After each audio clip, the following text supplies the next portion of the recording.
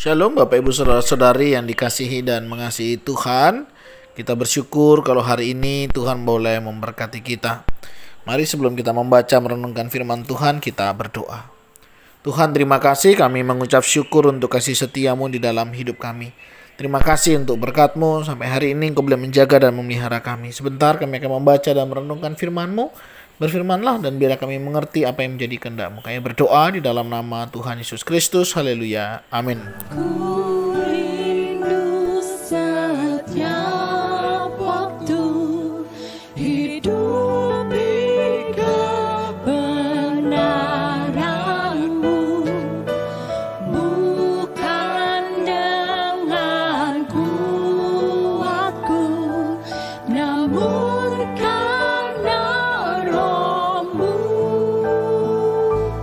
Yesus, Kau yang ku pegang teguh. Ayat firman Tuhan terambil dari Injil Markus. Injil Markus pasal yang pertama ayat yang ke-21 hingga ayatnya yang ke-28. Saya akan membacakan dua ayat. Yesus dalam rumah ibadah di Kapernaum. Mereka takjub mendengar pengajarannya, sebab ia mengajar mereka sebagai orang yang berkuasa, tidak seperti ahli-ahli Taurat. Kemudian ayat yang ke-27, mereka semua takjub sehingga mereka memperbincangkannya, katanya, "Apa ini? Suatu ajaran baru?" Ia berkata-kata dengan kuasa, roh-roh jahat pun diperintahnya dan mereka taat kepadanya. Amin. Demikianlah firman Tuhan. Mari kita merenungkannya.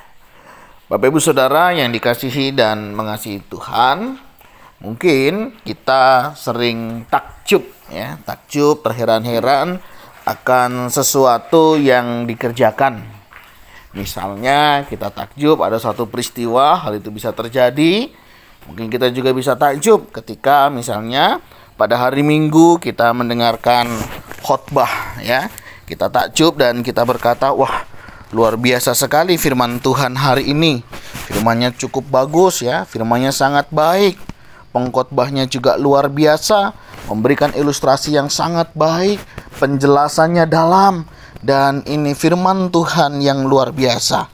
Dan mungkin ada di antara kita berkata, baru kali ini saya mendengarkan firman Tuhan dijelaskan sedemikian rupa dan luar biasanya.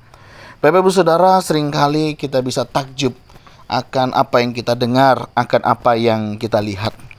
Yang menjadi pertanyaannya adalah, apa yang terjadi ketika kita sudah takjub?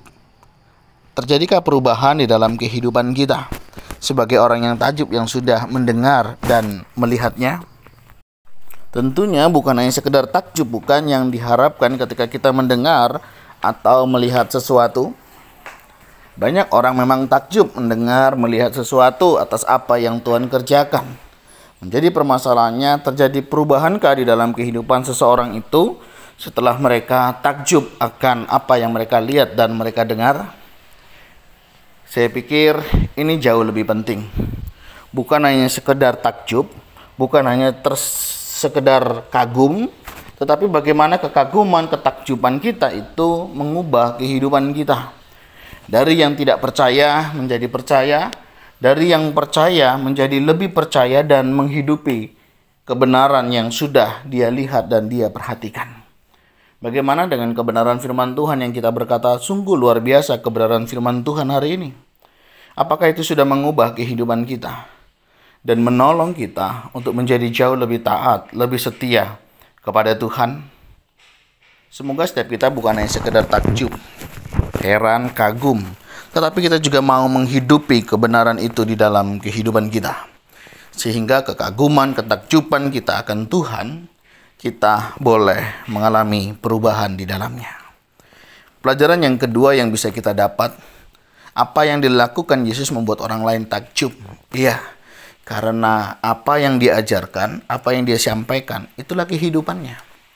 Ada istilah jargoni, iso ngajar neng ora iso lakoni. Dalam terjemahannya, ada banyak orang bisa mengajarkan sesuatu tetapi dirinya sendiri tidak dapat melakukannya. Apa yang membuat pengajaran itu menjadi sesuatu yang berbeda, yaitu ketika apa yang diajarkan itu menjadi kehidupannya. Ada banyak orang hanya bisa berbicara, tetapi tidak melakukannya. Sehingga orang berpikir, ya ngapain? Kalau cuma ngomong tok, aku juga bisa. Memang itu menjadi sebuah tantangan untuk kita yang menyampaikan pendapat, menyampaikan sebuah pengajaran dan ajaran. Tentunya orang akan melihat siapa dan bagaimana kita. Nah, oleh sebab itu penting sekali bagi kita juga untuk menyatakan kehidupan kita. Apa yang kita sampaikan, apa yang kita ajarkan, biar itu juga menjadi bagian di dalam hidup kita. Ini yang membedakan dengan Tuhan Yesus dan para ahli Taurat. Para ahli Taurat hanya sekedar mengajar, bahkan mereka hanya memberikan beban, karena mereka juga tidak melakukannya. Berbeda dengan apa yang Yesus lakukan. Dia mengajar, dia menghidupinya, dia melakukannya. Sehingga ajarannya penuh dengan kuasa. Karena tidak membebani umat di dalam melakukannya. Umat sadar, umat mengerti, umat memahami. Memang seharusnya lah demikian kita melakukannya. Nah, Bapak Ibu Saudara, demikian pula lah dalam kehidupan kita. Seharusnya kita pun juga memiliki kesadaran akan sebuah kebenaran. Ketika kita tahu kebenaran itu, mari kita melakukannya sehingga kebenaran itu boleh nyata di dalam kehidupan kita. Kita di sini juga belajar akan apa yang Yesus kerjakan, apa yang Yesus nyatakan. Sungguh luar biasa.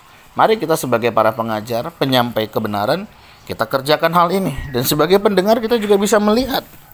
Ya, tapi bukan berarti karena kita tidak melihat kesaksiannya, kehidupannya, bukan berarti itu membuat kita tidak melakukan kebenaran.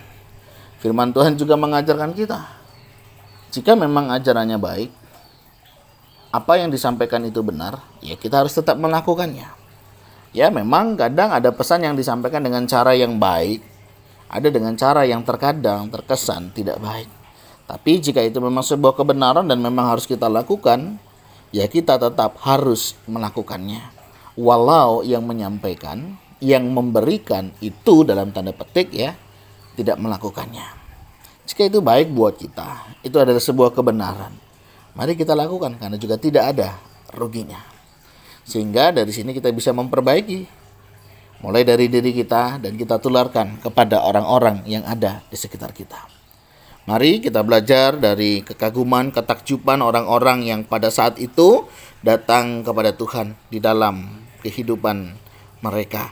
Biar ini juga boleh nyata dalam hidup kita. Kita takjub, kita kagum akan apa yang Tuhan kerjakan, biar juga itu mempengaruhi kehidupan kita dan juga mengubah hidup kita.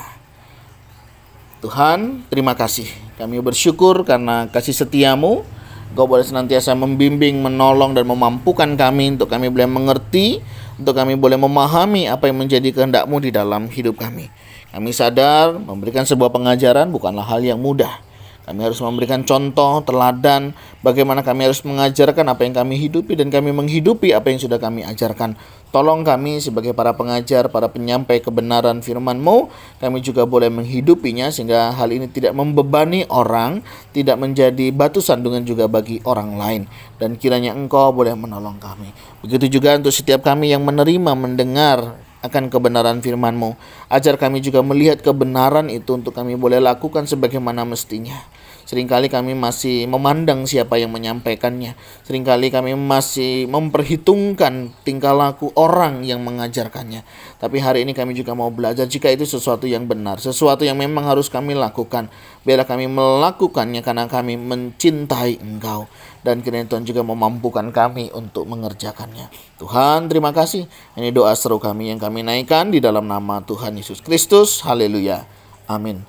Bapak Ibu Saudara, demikianlah renungan kita hari ini. Kiranya boleh menolong dan memampukan kita untuk kita boleh mengajarkan kebenaran yang benar dan melakukannya, dan kita bisa berespon dengan benar untuk kita boleh melakukan kebenaran firman-Nya. Tuhan Yesus memberkati kita sekalian. Shalom.